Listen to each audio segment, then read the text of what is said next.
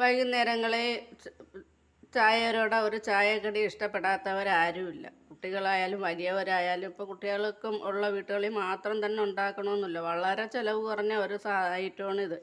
അപ്പോൾ വലിയവർക്കും കഴിക്കാം. അപ്പോൾ ഇത് ഉണ്ടാക്കുന്നതിലേക്ക് പോവാം. ഞാൻ ഇപ്പോൾ ഇവിടെ 2 കപ്പ് ഗോതമ്പ് പൊടിയാണ് എടുക്കുന്നത്.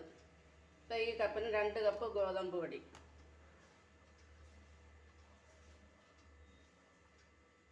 ഗോതമ്പ് പൊടി അളന്നിട്ടിട്ടുണ്ട്. ഇനി അത് 1 കപ്പ് ശർക്കര.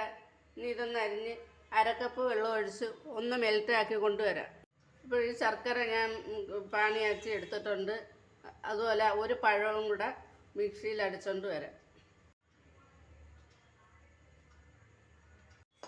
അപ്പോൾ ഞാൻ മിക്സിയിൽ അടിച്ചുകൊണ്ട് വന്ന പഴം ഇതിലേക്ക് ഇട്ട് കൊടുക്കുകയാണ്.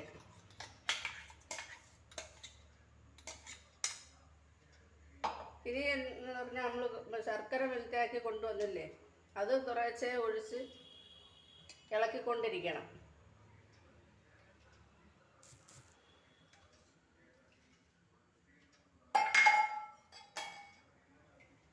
അരിച്ചെടുത്ത് അതിന് ഈ പഴത്തിൻ്റെ കൂടെ ഞാൻ ഗോതമ്പ് പൊടിയായിട്ട് ഇങ്ങനെ ഇളക്കിക്കൊണ്ടിരിക്കണം. നല്ലതുപോലെ ഇളക്കി ഉരുട്ടിയെടുക്കത്തക്ക പരുവത്തി ആക്കിയെടുക്കാം.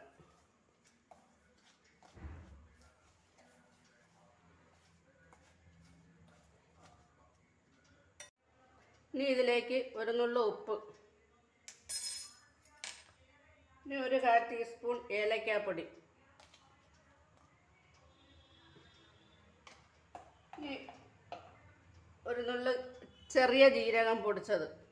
അപ്പോൾ ഇപ്പം ഞാൻ ചേർത്തത് ഒരു നുള്ളു ഉപ്പ്, ഏലക്കാപ്പൊടി 1/4 ടീസ്പൂൺ, ചെറിയ ജീരകം അതുപോലെ 1/4 ടീസ്പൂണോ അതിൽ കുറച്ചായാലും മതി.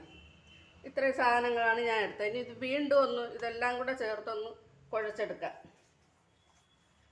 ഇനി നമ്മൾ കൈ കൊണ്ട് തന്നെ അങ്ങ് കുഴച്ച് നല്ലതുപോലെ മിക്സാക്കി എടുക്കണം. പക്ഷേ ഇതിലേക്ക് ഒരു നുള്ളു സോഡാപ്പൊടിയുടെ എടുക്കണമായിരുന്നു. അപ്പോഴത് ഞാൻ ഇച്ചിരി ശർക്കരപ്പാനി ഒഴിച്ചൊന്ന് ഒഴിച്ചാക്കി വീണ്ടും ഒന്ന് കുഴച്ചെടുക്കുകയാണ്.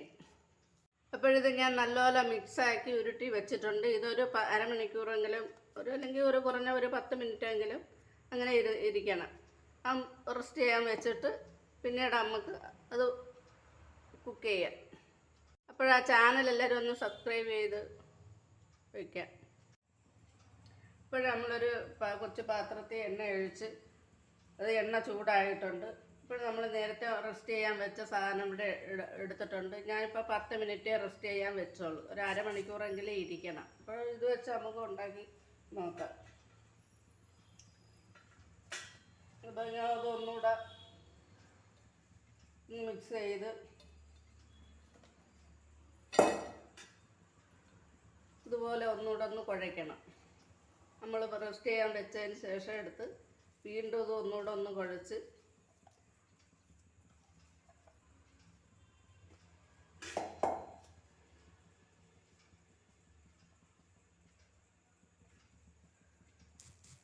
ഇതുപോലെ ചെറിയ ഉരുളകളാക്കി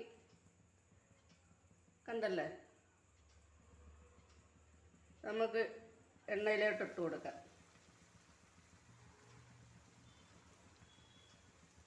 ചെറിയ ഉരുളകളാക്കി ഇട്ട് കൊടുക്കാം. അപ്പോൾ തന്നെ ഒന്ന് ഉരുട്ടി കൊടുക്കണം.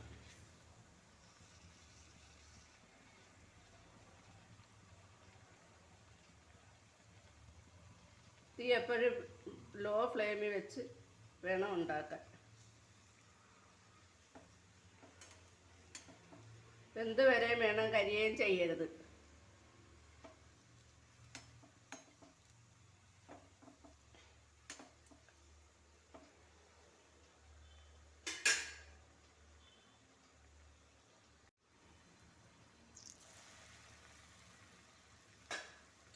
കൈ കൂടെ ഒന്ന് നനച്ചു കൊടുക്കണം. അപ്പോൾ നമുക്ക് പെട്ടെന്ന് ഉരുട്ടി ഇടാൻ പറ്റും.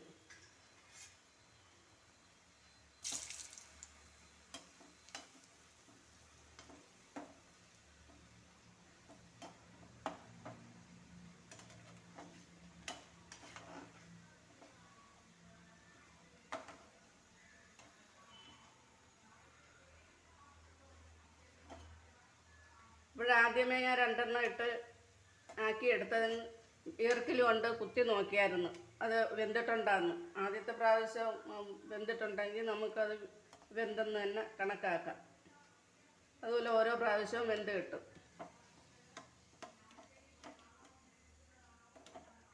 ഇത് ഇപ്പോൾ വെന്ത് കിട്ടിയിട്ടുണ്ട്.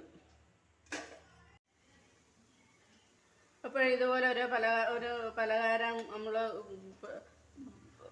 വൈകുന്നേരങ്ങളിൽ ഉണ്ടാക്കുകയാണെങ്കിൽ നമുക്ക് കഴിക്കുകയും ചെയ്യാം. മനസ്സിന് നല്ലൊരു ഉന്മേഷമൊക്കെ കിട്ടും. ഉച്ചയ്ക്ക് ചോറുണ്ട് കഴിഞ്ഞാൽ വൈകിട്ട് ചായയോടെ എന്തെങ്കിലും കഴിക്കണം. വളരെ ചിലവ് കുറഞ്ഞ ഒരു ഐറ്റമാണ്. ഒരു ഇച്ചിരി ശർക്കര, ഒരു പഴം, ഒരു ഇച്ചിരി എണ്ണ, നമ്മൾ റേഷൻ കടയിൽ നിന്ന് കിട്ടുന്ന ഗോതമ്പ് പൊടി ഒരു 2 കപ്പ്. അത് നോക്ക്, ഞാൻ തീ ഓഫാക്കി.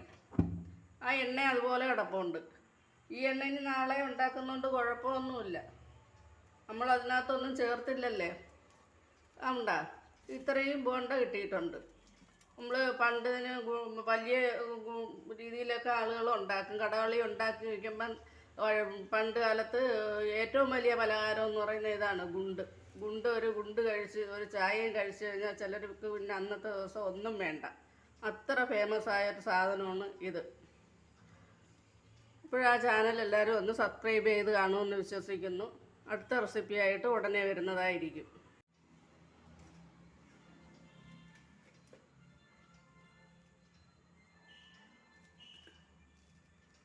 എല്ലാം നല്ല അടിപൊളിയായിട്ട് വെന്തിട്ടുണ്ട്. ഇതിന് പിച്ച് കഴിക്കുകയാണെങ്കിൽ നല്ല സൂപ്പറായിട്ടുണ്ട്. നല്ല ടേസ്റ്റുണ്ട്.